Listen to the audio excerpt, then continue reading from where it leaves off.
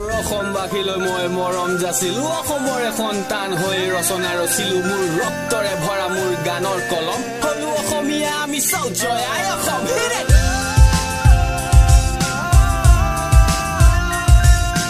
নমস্কাৰ, পুনৰবাৰ স্বাগতম মোৰ চেনেলটোলৈ। আজি আপোনালোকক লৈ যাম আমি হনুমান মন্দিৰলৈ, য'ত মেলা আৰু সভা হৈ আছে। তাত আমি যাই হনুমান মন্দিৰটো কেনেকৈ হ'ল আপোনালোকক গোটেই কথাখিনি সবিশেষ জনাম।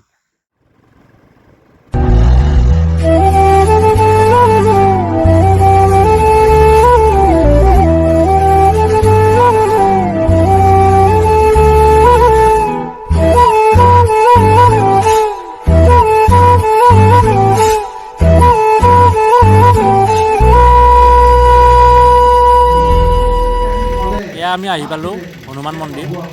ইয়াত মই ভিডিঅ'টো ভালকৈ কৰা নাই, মানে কি মানুহৰ সমাগম বেছি, প্লাছ আপোনাৰ মাইকটো বাজি আছে ন বহুত ডাঙৰকৈ, সেইটো কাৰণে মই ভালকৈ ভিডিঅ'টো কৰা নাই। মানে হনুমান মন্দিৰটো হোৱাৰ কাৰণ হ'ল কি, এটা বান্দৰক 4-5জনমান মানুহে মাৰি কিনে খাইছিল। তাৰপাছত সপানত হনুমান বাবাই দেখুৱাইছে, আৰু লগত তাৰে 2জন মানুহ মৰিছে অলৰেডি, মাৰাৰ পিছদিনাই হ'ব চাগে। তাৰপাছত কি হ'ল, আপোনাৰ সপানে দেখুৱাইছে যে কি হনুমান ইয়াতে মন্দিৰটো বান্ধিব লাগে, আৰু যিজনে মাৰিছিল তাৰে এজনক পুৰোহিত হিচাপে ইয়াত নিয়োগ কৰা হৈছে। আৰু তেতিয়াৰে পৰা এই মন্দিৰটো বহুত চমৎকাৰী বুলি জনবিশ্বাস আছে।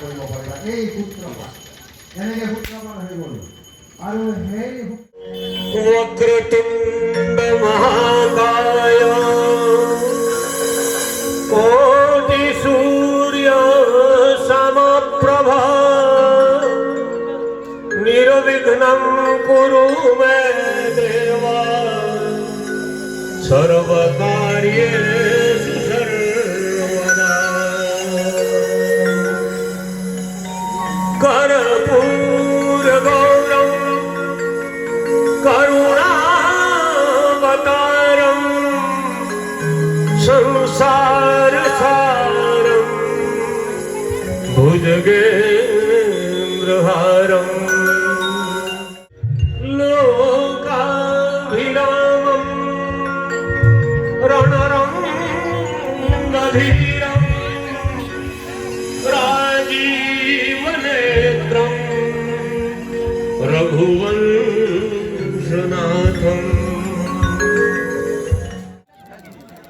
হয়, এতিয়া ইয়াত আপোনালোকে চাব পাৰে নানান ধৰণৰ খেল অনুষ্ঠিত হৈছে। ইয়াত আপোনালোকক আগত দেখুৱালোঁ ভজন কীৰ্তন হৈ গৈছে হনুমানৰ। এতিয়া আপোনাৰ ইয়াত নানান ধৰণৰ খেল অনুষ্ঠিত হৈছে, আৰু ইয়াত নানান ধৰণৰ লোকৰ সমাগম ঘটিছে। আহি বহুত ভাল লাগিছে। আপোনালোকো এবাৰতো গ'লে আবাৰ নিশ্চয় আহিব পাৰিব। ধমধমাত অনুষ্ঠিত হয়, প্ৰতি বছৰে হয়। এতিয়া আমি যাবলৈ ওলাইছোঁ এই হনুমান মন্দিৰত। আপোনালোকক ভিডিঅ'খিনি চাই ভাল লাগিল, যদি চাই লাইক আৰু ছাবস্ক্ৰাইব কৰিব। এতিয়া আমি যাওঁ, গোটেইমখা আহিলোঁ, দৰ্শন কৰিলোঁ। এতিয়া আমি ঘৰলৈ যাম।